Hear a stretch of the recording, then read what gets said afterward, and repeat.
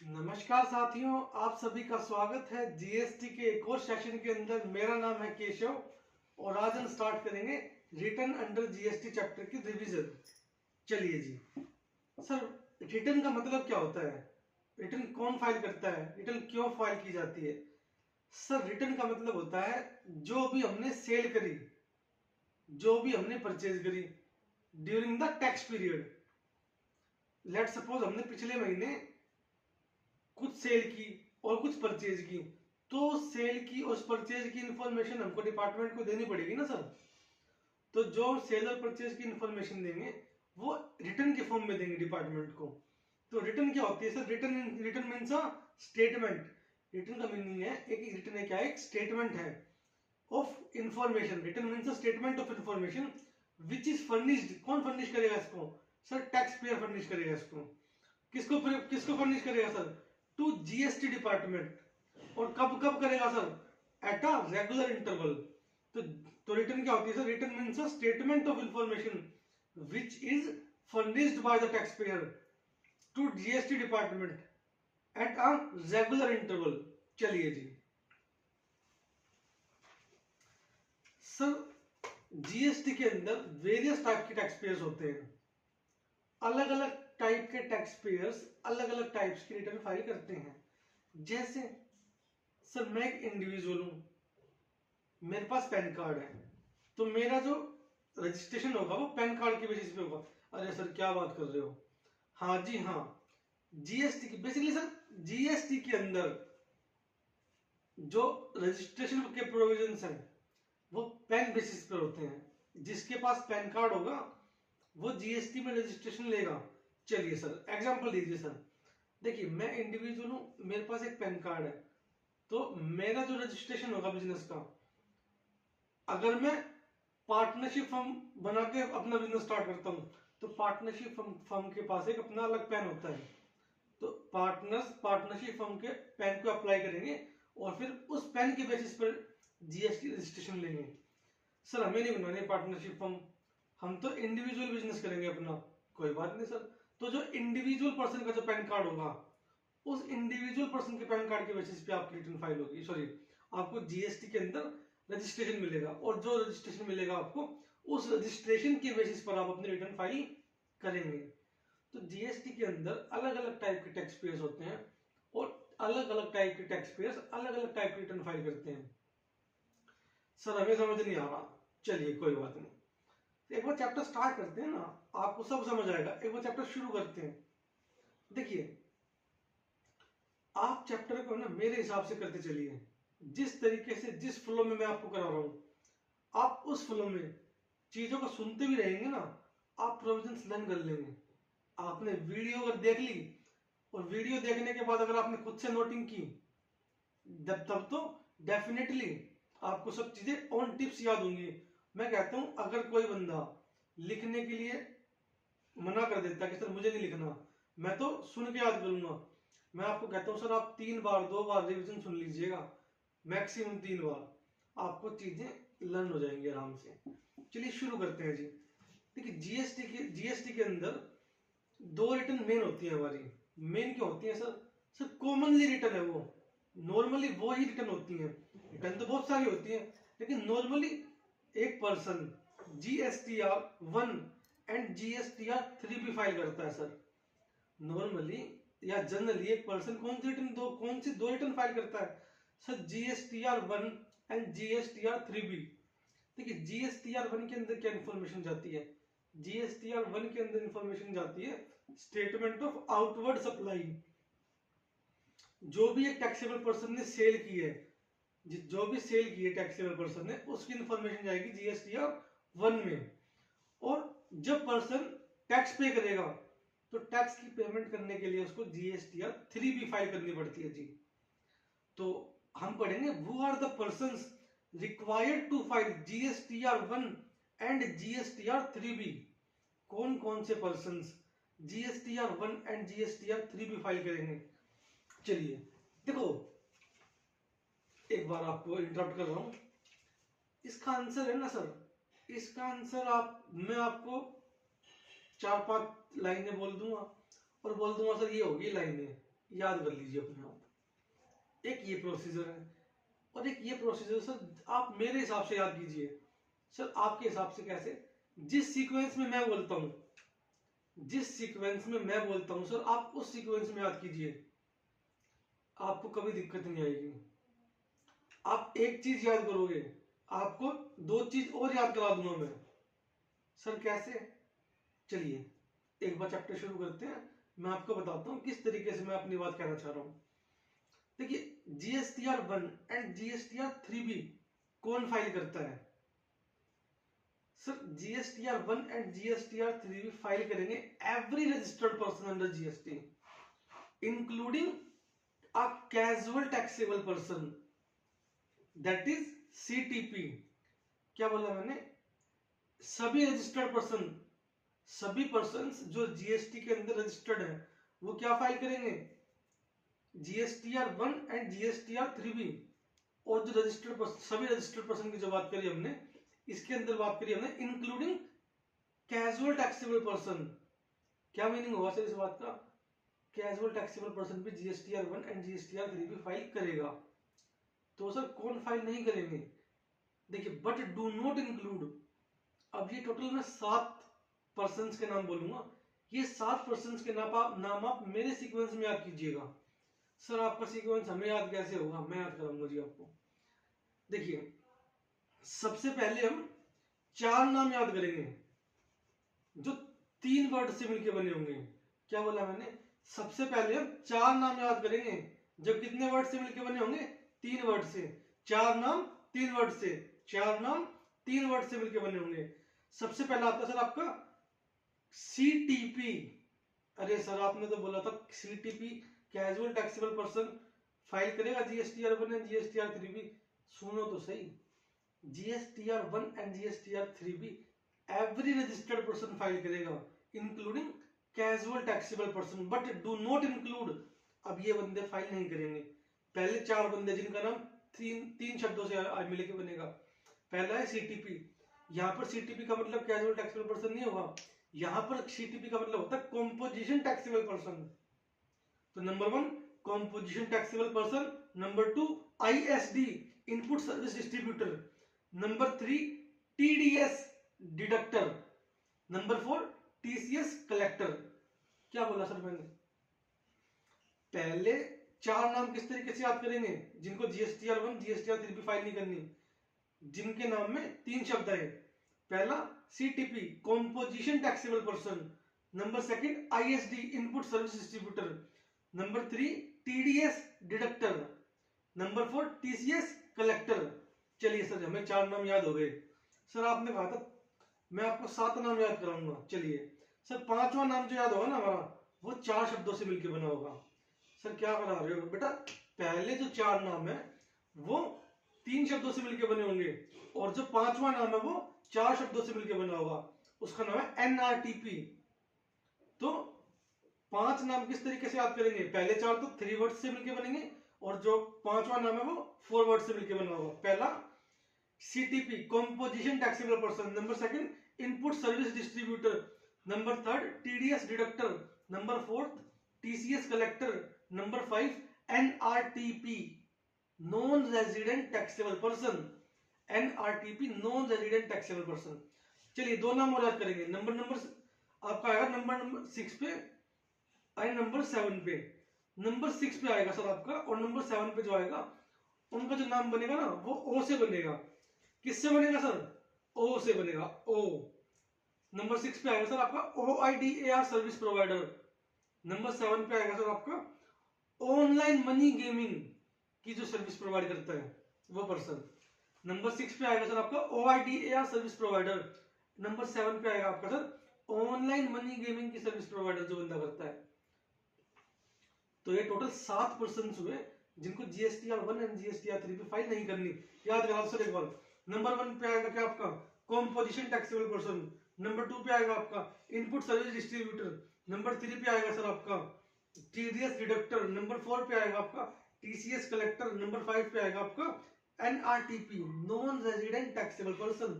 Number 6 पे sir आएगा आपका OIDAR सर्विस प्रोवाइडर। नंबर 7 पे आएगा सर आपका ऑनलाइन मनी गेमिंग की सर्विस प्रोवाइडर। चलिए जी, देखिए कुछ बच्चे कहेंगे कि सर आपने इतना बर्डन दिया हमें याद करने के लिए कि मेरे सीक्वेंस में याद कीजिए, मेरे सीक्वेंस में याद कीजिए। क्या सर हम अपने सीक्वेंस में याद नहीं कर सकते? सर बिल्कुल आप अपने सीक्वेंस में याद कर सकते हैं। मैं कहता हूं सर आपको याद होना चाहिए, आपको याद होना चाहिए। आप कैसे भी याद करेंगे मुझे फर्क नहीं पड़ता, लेकिन मैं कहता हूं सर आप जिस तरीके से मैं करा रहा हूं आप उस तरीके से याद कीजिए। आपको मैं कुछ एडिशनल चीजें और याद करा दूंगा। क्या मीनिंग सर? चलिए इसका मीनिंग बताता हूं सर मैं आपको कि मैंने ऐसा क्यों कहा कि आप सेम सीक्वेंस में याद कीजिएगा। देखिए जी, एक हमारी होती है एनुअल रिटर्न, आती है फॉर्म नंबर GSTR 9। ये हमारी होती है सर एनुअल रिटर्न। सर क्या मीनिंग होता है एनुअल रिटर्न का? देखिए एक रिटर्न तो पर्सन मंथली फाइल करता है, एक एनुअली भी फाइल करेगा। तो हम बात कर रहे हैं आपकी GSTR 9। आ जाइए सर GSTR 9 पे। सर GSTR 9 किसको फाइल करनी पड़ती है? मैं कहता हूं सर आपको याद हो चुका है, सर हमें नहीं पता, एक बार बता दीजिए। सर GSTR 9 फाइल करेगा every registered person, every registered person, but do not include casual taxable person. क्या डिफरेंस हुआ GSTR 1 GSTR 3 में? सर GSTR 1 एंड GSTR 3 में क्या बात फर्क हुआ? GSTR 1 एंड GSTR 3 सभी फाइल करेंगे। It is filed by every registered person including a casual taxable person, but do not include चार नाम 3 शब्दों से, पांचवा नाम 4 शब्दों से, छठा नाम ओ से, सातवां नाम ओ से। और GSTR 9 की बात जो पढ़ेंगे GSTR 9 में sir it is filed by every registered person but do not include casual taxable person. तो सर कौन कौन फाइल नहीं करेगा GSTR 9? अरे सबसे पहले हमने बोल तो दिया कैजुअल टैक्सेबल पर्सन फाइल नहीं करेगा, but do not include casual taxable person. एक तो हो गया नंबर 1 पे कैजुअल टैक्सेबल पर्सन।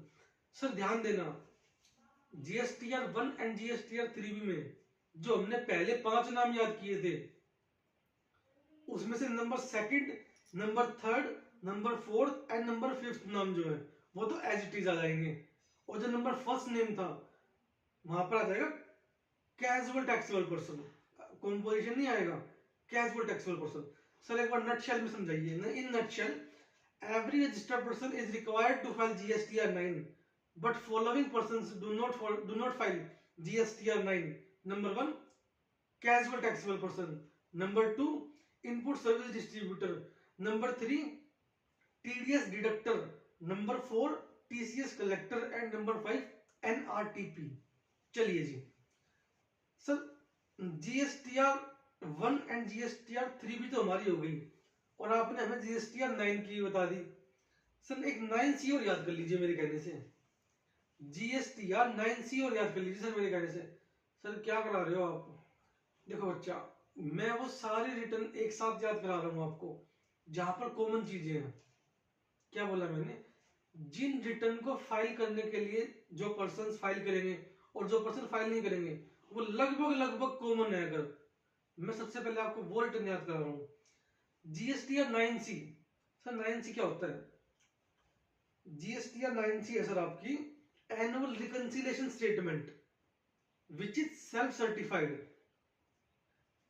देखिए GSTR 9C कौन फाइल करेगा? अगर आपको GSTR 9 याद है तो मैं कहता हूं 9C और आसान से याद होगी। सर कैसे?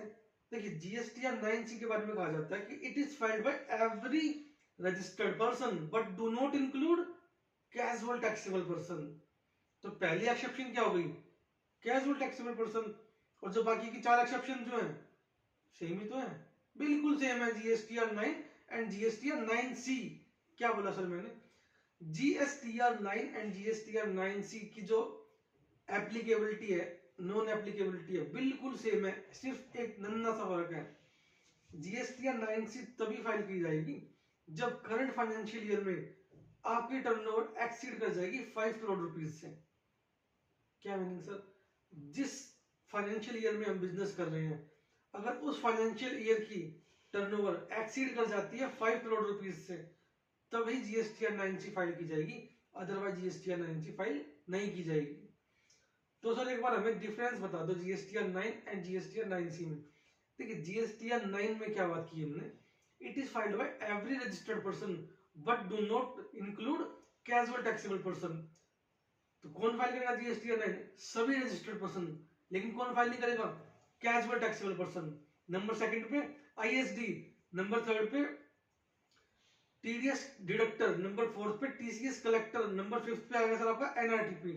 और जीएसटीआर 9C में क्या पढ़ा हमने, it is filed by every registered person but do not include casual taxable person. साथ में उन रजिस्टर्ड पर्सन की टर्नओवर एक्सीड करेगी इन करंट फाइनेंशियल ईयर में कितने से, 5 करोड़ रुपीस के अमाउंट से। और जो एक्सेप्शन है, casual taxable person, input service distributor, TDS deductor, TCS collector and NRTP, वो बिल्कुल सेम है 9 और 9C के अंदर। चलिए आगे आते हैं सर।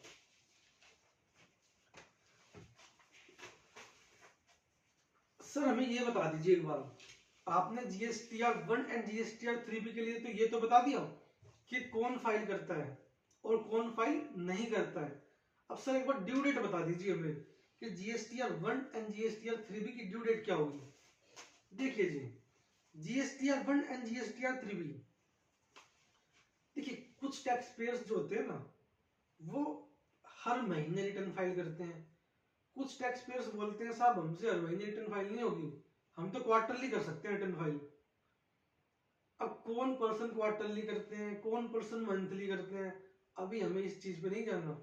हमें ड्यू डेट याद करनी है सिर्फ, कि ड्यू डेट क्या होगी।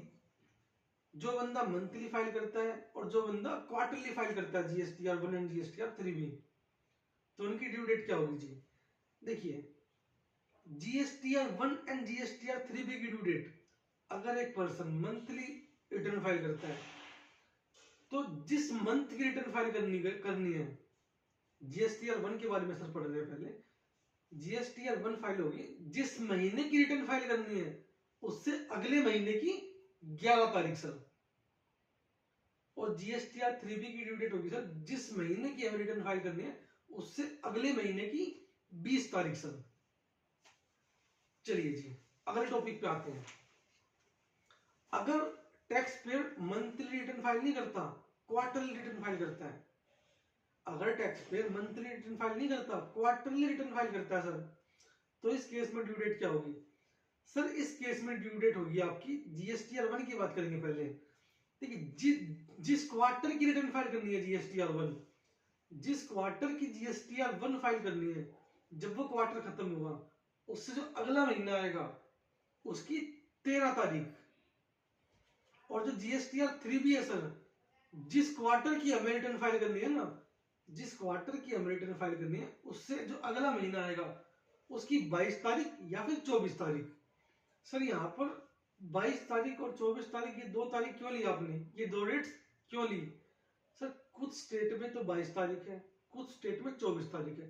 एग्जाम प्रोस्पेक्टस से हम 22 और 24 दोनों याद करेंगे, कितना आसान है। जो लोग मंथली फाइल करते हैं उनको जीएसटीआर 1 मंथ खत्म होने के बाद 11 तारीख तक फाइल करनी पड़ती है, और जीएसटीआर 3B 20 तारीख तक फाइल करनी पड़ती है। और जो लोग क्वार्टरली स्कीम में आते हैं, क्वार्टर खत्म होने के बाद 13 तारीख तक जीएसटीआर 1 फाइल कर सकते हैं वो, और 22 या 24 तारीख तक जीएसटीआर 3B फाइल कर सकते हैं। सर हमें याद हो गई। चलिए जी, जीएसटीआर 1 में सेल्स की डिटेल्स डालेंगे हम। क्या बोला सर मैंने, जब जीएसटीआर 1 फाइल करेंगे ना तो जीएसटीआर 1 में सेल्स की रिटर्न डालेंगे सर। देखिए सेल्स की रिटर्न किस प्रकार से डाली जाएगी। देखिए बहुत स्लो लेके चल रहा हूं मैं इस लेक्चर को, मैं बहुत स्लो लेके चल रहा हूं ताकि आपको चीजें रेगुलर क्लास की तरह याद हो जाए। अगर मैं फास्ट ट्रैक या जैसे नॉर्मल एक रिवीजन पैटर्न होता है सभी टीचर्स का, अगर मैं उसके अकॉर्डिंग चलूं तो रिटन चैप्टर आपका 40-45 मिनट के अंदर बड़े आराम से खत्म होता है। लेकिन सर हम यहाँ पर समझेंगे भी और याद भी करेंगे। सर मेरा मेन फोकस है याद कराने पे। समझा तो आपको सभी रहे हैं, मार्केट के अंदर समझा तो आपको सभी रहे हैं, तो क्या बात कर रहे हो, बिल्कुल सर।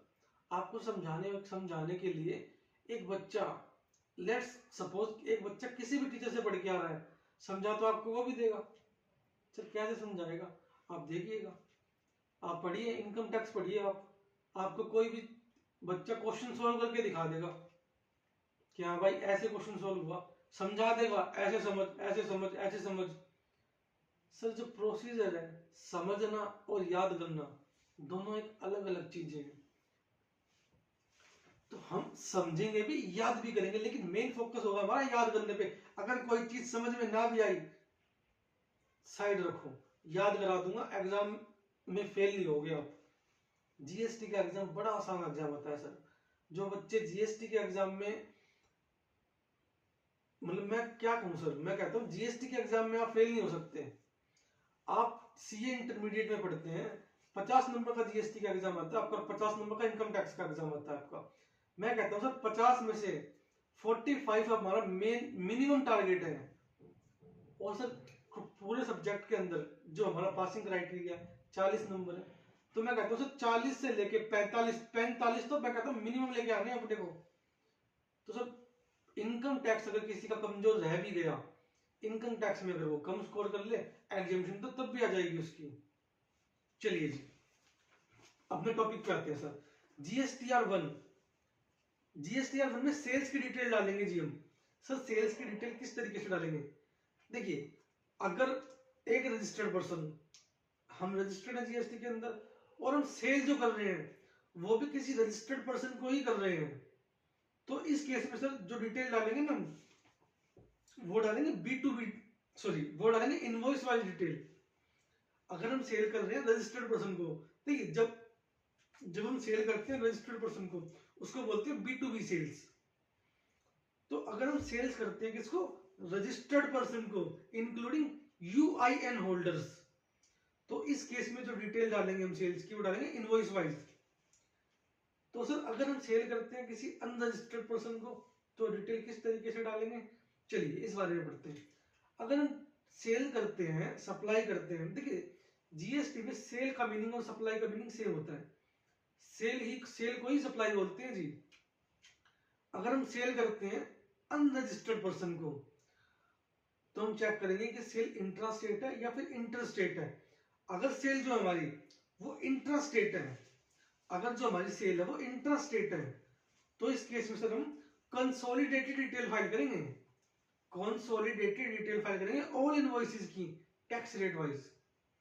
सभी इनवॉइसेस को इकट्ठा कर लो, 5% के इनवॉइस एक साइड रख लो, 12% के एक साइड, 18% के एक साइड और 28% का एक साइड। बेसिकली इनवॉइसेस को कंसोलिडेट कर देंगे और tax rate wise detail file कर देंगे जी। चलिए अगला केस आता है सर, अगर अनरजिस्टर्ड पर्सन को हम सेल करते हैं, लेकिन करते हैं इंटर स्टेट, हमने सप्लायर एक स्टेट में, रेसिपिएंट अलग स्टेट में, तो इसको बोलेंगे इंटर स्टेट। तो सर चेक करेंगे कि अगर इनवॉइस की वैल्यू अप टू ₹1 लाख है, क्या बोला सर मैंने, अगर जो इनवॉइस की वैल्यू है वो अप टू ₹1 लाख है, तो इस केस में कंसोलिडेटेड डिटेल फाइल करेंगे state wise and tax rate wise, कि किस स्टेट में कितनी सेल करी, और टैक्स रेट वाइज डिस्ट्रीब्यूट कर देंगे उसको। लेकिन अगर इनवॉइस की वैल्यू 1 लाख रुपए से ज्यादा है, तो इस केस में सर इनवॉइस वाइज डिटेल ही फाइल होगी। सर समझ आ गया, मैं आगे बढ़ू। चलिए जी,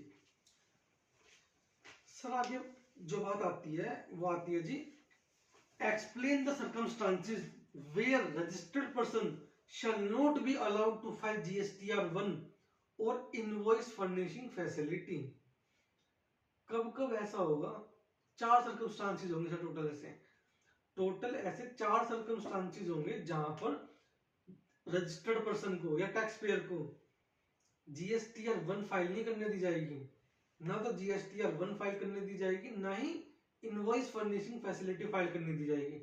सर ये इनवॉइस फर्निशिंग फैसिलिटी क्या होती है, देखिए आप ये मान के चलिए अभी कि GSTR1 की तरह ही इनवॉइस फर्निशिंग फैसिलिटी होती है। कुछ लोग GSTR1 फाइल नहीं करेंगे, इनवॉइस फर्निशिंग फैसिलिटी फाइल करेंगे। सर टेक्निकली तो ये बात मैंने गलत बोली, लेकिन एक्चुअल में ये बात मैटर करेगी कि जीएसटीआर 1 एंड जीएस जो इनवॉइस फर्निशिंग फैसिलिटी है इसका सेम ही काम होता है। चलिए जी पढ़ते हैं, कब कब ब्लॉक कर दी जाएगी ये फैसिलिटी कि आप ना तो जीएसटीआर 1 फाइल कर पाओगे और ना ही इनवॉइस फर्निशिंग फैसिलिटी फाइल कर पाओगे। Sir A B C D से याद कीजिएगा, लॉजिक आपको समझ आएगा जब मैं एक्सप्लेन करूंगा चीजों को। देखिए नंबर ए पे याद करेंगे आप, जब registered person has not furnished GSTR 3B for the preceding tax period, अगर आपने पिछले महीने की जीएसटीआर 3B फाइल नहीं करी है सर, तो इस केस में आप जीएसटीआर 1 और या फिर इनवॉइस फर्निशिंग फैसिलिटी फाइल करने के लिए एलिजिबल नहीं होगी, आप ब्लॉक कर दी जाएगी आपकी फैसिलिटी। तो पहला केस है जब आपने पिछले महीने की या पिछले टैक्स पीरियड की जीएसटीआर 3B फाइल नहीं करी है, या फिर आपने बैंक अकाउंट की इंफॉर्मेशन नहीं दी है जब आपने जीएसटी का रजिस्ट्रेशन लिया था, तो आपने प्रिस्क्राइब टाइम पीरियड के अंदर बैंक अकाउंट की डिटेल्स नहीं दी हैं। चलिए सर ये तो याद हो गया सर, आसान से थे तो। Number A, number B. A के अंदर क्या पढ़ा सर हमने? ए के अंदर पढ़ा हमने जब पर्सन ने जीएसटीआर 3B फाइल नहीं करी, और बी के अंदर पढ़ा हमने जब registered person bank account detail furnish नहीं करता। सर नंबर सी पढ़ेंगे, नंबर सी है सर रूल नंबर 88C से याद करेंगे इसको। पॉइंट नंबर सी जो याद करेंगे वो रूल नंबर 88C से याद करेंगे। Sir when registered person has been issued an intimation under rule number 88C, department क्या करता है? डिपार्टमेंट जीएसटी डिपार्टमेंट क्या करता है सर? रजिस्टर्ड पर्सन को एक रूल नंबर 88C के अंदर एक इंटीमेशन देता है कि जो आपने जीएसटीआर 1 फाइल करी, जो आपने सेल की इंफॉर्मेशन दी, या फिर जो आपने इनवॉइस फर्निशिंग फैसिलिटी में जो सेल्स की इंफॉर्मेशन दी, वो तो ज्यादा है सर, लेकिन जो आपने जीएसटीआर 3B में जो टैक्स पे किया वो तो कम है सर। सर हमें समझ नहीं आ रहा आप क्या कह रहे हो। देखिए जीएसटीआर 1 में हमने सेल डिक्लेयर कर दी अपनी 10 लाख रुपए, जीएसटीआर 1 में सेल अपने डिक्लेयर कर दी हमने 10 लाख रुपए की, लेकिन जब जीएसटीआर 3B में टैक्स पे किया वो 8 लाख की सेल्स पे कर दिया। तो डिपार्टमेंट कहता सर आपने जीएसटीआर 1 में 10 लाख की सेल दिखाई थी और जीएसटीआर 3B में आपने 8 लाख की टैक्स 8 लाख की सेल्स पे टैक्स पे किया, तो आपने तो सर गड़बड़ की है कुछ ना कुछ। तो सर इस केस में ना तो आपने डिपार्टमेंट को टैक्स पे किया, जो बैलेंस सेल्स का टैक्स था, ना तो आपने टैक्स पे किया, ना ही आपने रिप्लाई दिया डिपार्टमेंट को विद रीजन कि सर हमने जो ये डिफरेंस आ रहा है किस वजह से आ रहा है। तो इस केस में भी आपको ब्लॉक कर दिया जाएगा GSTR 1 and invoice furnishing facility furnish करने के लिए। एंड नंबर डी को याद करेंगे सर, रूल नंबर 88D। क्या बोला सर? रूल नंबर 88D बोलता है when a registered person has been issued an intimation under rule number 88D, कहता है sir for ITC avail in GSTR 3B being more than ITC available in GSTR 2B। आपकी GSTR 2B में तो ITC दिख रहा है sir 2 lakh रुपए, आपने जीएसटीआर 3B में जब टैक्स पे किया तो आपने आईटीसी क्लेम किया 3 लाख रुपए। तो सर ये आपने ऐसा क्यों किया? आपके पास तो अवेलेबल ही जीएस आईटीसी अवेलेबल ही आपके पास तो 2 लाख रुपए था, आपने 3 लाख क्यों अवेल कर लिया? तो सर या तो आप उस टैक्स को रिवर्स कर दो, ठीक है ना? तो ना तो आपने रिवर्स किया और ना ही आपने रिप्लाई दिया इंटीमेशन का। इस केस में भी आपको GSTR 1 and invoice furnishing facility को फाइल करने के लिए ब्लॉक कर दिया जाएगा। सर एक बार रिकैप करा दो सर। पॉइंट नंबर ए कहता है आपने जीएसटीआर 3B फाइल नहीं करी पिछले टैक्स पीरियड की। पॉइंट नंबर बी कहता है आपने बैंक अकाउंट की डिटेल फर्निश नहीं करी। पॉइंट नंबर सी कहता है रूल नंबर 88C जीएसटीआर 1 में आपने सेल ज्यादा दिखाई है, लेकिन जीएसटीआर 3B में आपने कम पे टैक्स पे किया है, और ना ही आपने टैक्स पे किया और ना ही आपने रिप्लाई दिया रीजन का। किस चीज का? रूल नंबर 88C के अंदर जो इंटीमेशन मिली है। और rule number point number D है आपका कि रजिस्टर्ड पर्सन को जब भी रजिस्टर्ड पर्सन को इंटीमेशन मिलेगा रूल नंबर 88D के अंदर, और जब उसने क्या किया है, किस चीज के लिए मिला इसकी इंटीमेशन कि इसने आईटीसी ज्यादा क्लेम कर लिया आईटीसी अवेलेबल से, तो ना तो उसने अगर रिवर्स किया और ना ही उसने रिप्लाई दिया विद रीजन, तो इस केस में भी आपको जीएसटीआर 1 और इनवॉइस फर्निशिंग फैसिलिटी फाइल करने के लिए ब्लॉक कर दिया जाएगा सर। चलिए जी,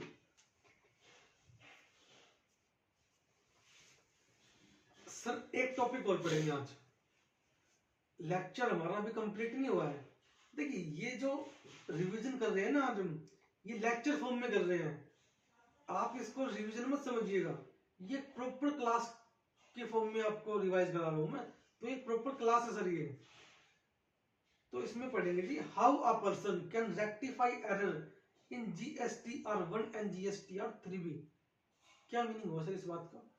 देखिए GSTR1 में हमने कोई रिटर्न कोई इंफॉर्मेशन दी, या फिर GSTR3B में कोई इंफॉर्मेशन दी, अब वो इंफॉर्मेशन हमारी गलती से हमने 10 लाख की सेल 1 लाख दिखा दी, या 1 लाख की सेल 10 लाख दिखा दी, तो क्या गलती हो गई? हाँ सर, जब हमने सेल गलत दिखा दी तो GSTR1 गलत हो गई हमारी। हाँ सर हो गई। अरे जब सेल गलत दिखा दी तो गलत सेल पे टैक्स पे कर दिया GSTR3B में, तो GSTR3B भी तो गलती फाइल हो गई हमारी। हाँ सर आप सही कह रहे हो। तो सर सबसे पहले हम याद करेंगे कि कब कब, देखिए क्वेश्चन क्या है, क्वेश्चन है how a person can rectify error in GSTR1 and GSTR3B, कि जब GSTR1 और GSTR3B फाइल की जाएंगी ना, तो अगर उनमें कोई एरर है तो वो किस तरीके से ठीक की जाएगी। देखिए सबसे पहले हम याद करेंगे कि कब कब एरर ठीक नहीं की जा सकती। क्या बोला सर मैंने? कि कब कब एरर ठीक नहीं की जा सकती। देखिए सबसे पहली बात तो हम पढ़ेंगे, जब भी कोई एरर को डिपार्टमेंट डिस्क्लोज करता है टैक्स पेयर को, डिपार्टमेंट कहता है सर आपने एरर की है, तो इस केस में कभी भी आप एरर को रेक्टिफाई नहीं कर पाओगे। जब भी हमें डिपार्टमेंट बता रहा है ना कि सर आप टैक्स पेयर को बोल रहे हैं कि सर आपने एरर करी है, तब कभी भी हम एरर को रेक्टिफाई नहीं कर पाएंगे। तो सर फिर अब कैसे ठीक होगी? अब वैसा करेंगे जैसा डिपार्टमेंट करेगा, रेक्टिफाई नहीं करेंगे अब। तो no rectification can be done once error has been discovered by GST department. चलिए जी सर ध्यान दीजिएगा, अब बिल्कुल ध्यान से पढ़िएगा, कंसंट्रेशन से। GSTR1 की ड्यू डेट क्या है सर? मंथली की बात करेंगे, जिस मंथ की हमने फाइल करनी है उससे अगले महीने की 11 तारीख। और सर GSTR3B की ड्यू डेट क्या है सर? जिस महीने की हमें फाइल करनी है उससे अगले महीने की 20 तारीख।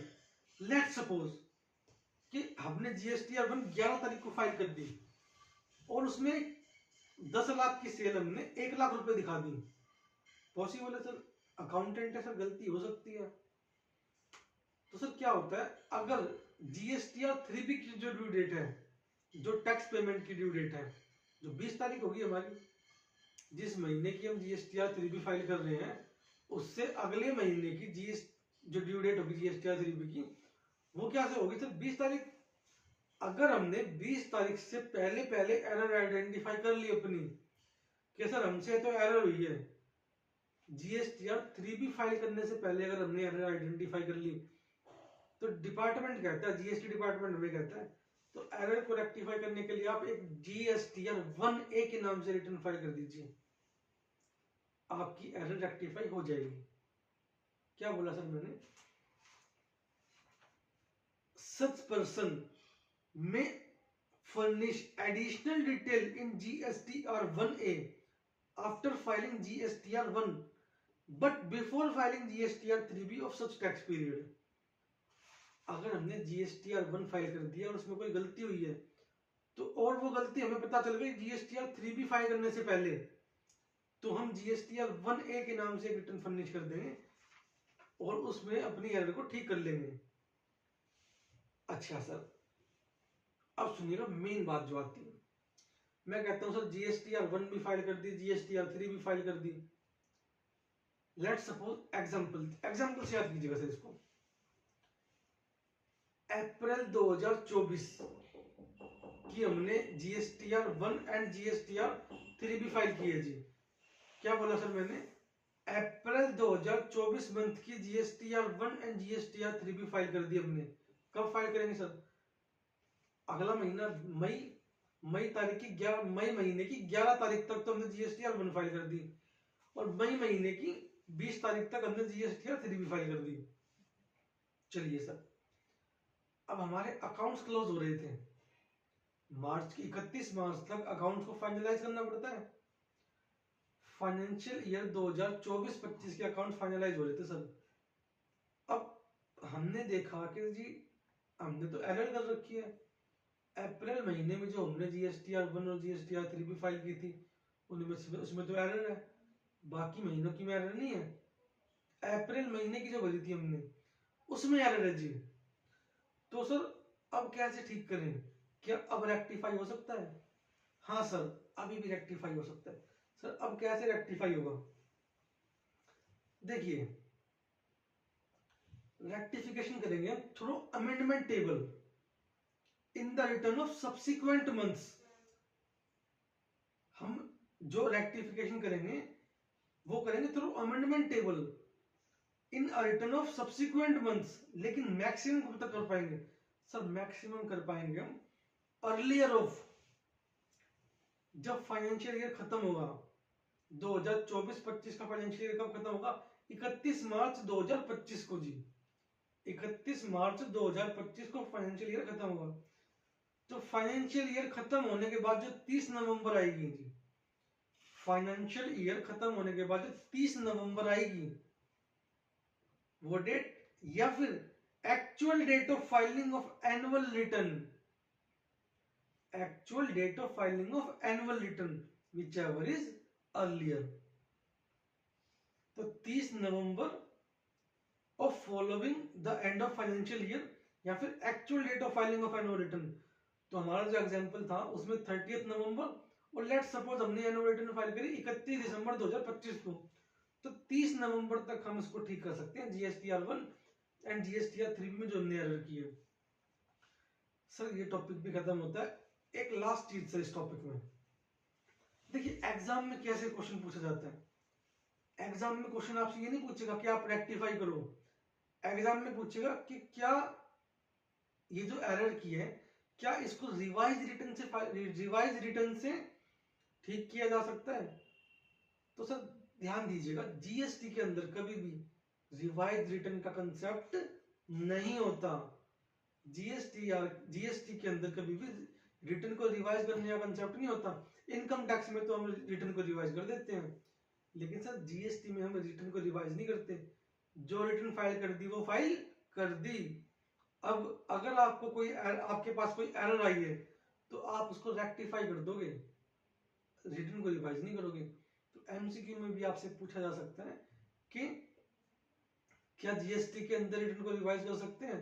तो आपका आंसर होगा सर बिल्कुल नहीं, कतई नहीं हो सकती।